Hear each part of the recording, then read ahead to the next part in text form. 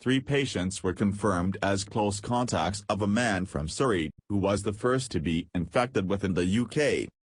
1 person from Essex had no relevant travel and it was unclear how they had got the virus, while the remaining 8 had visited affected areas.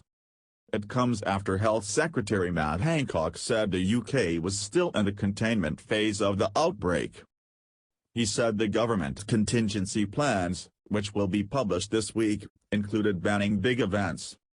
On Friday, the man from Surrey, who had not been abroad recently, became the first person to be infected within the UK. 3 of the new cases announced on Sunday were linked to him. They included another person from Surrey and 2 people from West Sussex who were part of an adult family cluster, Public Health England said. 6 of the other new cases had recently returned from Italy and 2 had been to Iran. They were from London, West Yorkshire, Greater Manchester, Hertfordshire and Gloucestershire and included 1 person from Bury, who had become infected in Italy. 2 Leeds residents, who had both been in Iran. 1 person from Bradford, who had travelled to Italy. Someone from Gloucestershire, infected in northern Italy, who is linked to another case from the area announced on Saturday. Professor Chris Whitty, the chief medical officer, said all of the newly identified cases were being investigated and health officials had begun tracing anyone who had close contact with them. As of 9 o'clock GMT on Sunday, the Department of Health said a total of 11,750 people had been tested in the UK. The latest positive tests come after 3 more cases were confirmed in England on Saturday. 1 of those was a member of staff at St Mary's School in Tetbury, Gloucestershire, the primary school said on Sunday. That follows another school, Willowbank Infant School in Woodley, Berkshire, confirming that 1 of its staff had been infected. The government has said no tactics will be off the table as part of its plan to contain the virus in the UK. Mr. Hancock told the BBC's Andrew Marr show an emergency battle plan, drawn up for the worst-case scenario, includes banning big events, closing schools and dissuading people from using public transport. The health secretary said there were 4 phases to the plan. Containment, caring for any infected people and identifying their close contacts. Delay, deciding what actions to take to slow down the spread. Mitigation, damage limitation if the virus spreads widely.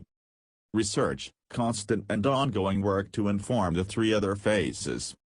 Currently, the UK is in the containment phase, which health leaders say may still be sufficient. But the next phase could see broader social distancing measures. Matt Hancock would have been warned there was a strong likelihood there would be a jump in cases when he did his interview for the Andrew Marr show. A few hours later the biggest increase in a single day was announced, with 12 more people testing positive for the coronavirus. That's why he went further than before in setting out possible government plans to tackle an accelerated spread of the virus around the UK if that happens. School closures, cancellations of major public events and moves to persuade people to work at home are clearly options being actively considered. The strategy seems to be to warn that difficult measures may be needed while focusing on trying to contain the spread of the virus. As one government source put it, prepare for the worst, work for the best. Labour Shadow Health Secretary Jonathan Ashworth said Mr. Hancock must give more detail of any emergency powers he wants to bring in so that MPs can properly scrutinise the plans. Meanwhile, Lib Dem MP Layla Moran has written to the Health Secretary to urge him to make sure people are paid if they have to self-isolate, otherwise there could be devastating effects. Prime Minister Boris Johnson, who will chair a meeting of the government's Cobra Emergency Committee on Monday, visited Public Health England Centre in North London on Sunday to discuss attempts to limit the spread of the virus. He said the virus was likely to spread a bit more, but he was very confident the NHS would be able to cope with an outbreak. More than 200 British holidaymakers locked down at a quarantined hotel in Tenerife have been told they will be allowed to fly home if they test negative for the virus. The travelers have been quarantined at the H10 Costage Palace Hotel since Tuesday after 4 Italians contracted the virus. Some have already been allowed to leave, but others are awaiting test results. The Foreign Office is in contact with operators and travel agents about their plans to return Britons to the UK. Globally, around 86,000 people have been infected, with cases in more than 50 countries. About 3,000 people have died, the vast majority in China's Hubei province, where the outbreak originated in December. In other developments, the Foreign Office has announced some British embassy staff are being withdrawn from Iran because of the outbreak in the country. Iran reported 385 new cases on Sunday, bringing the total to 978 so far.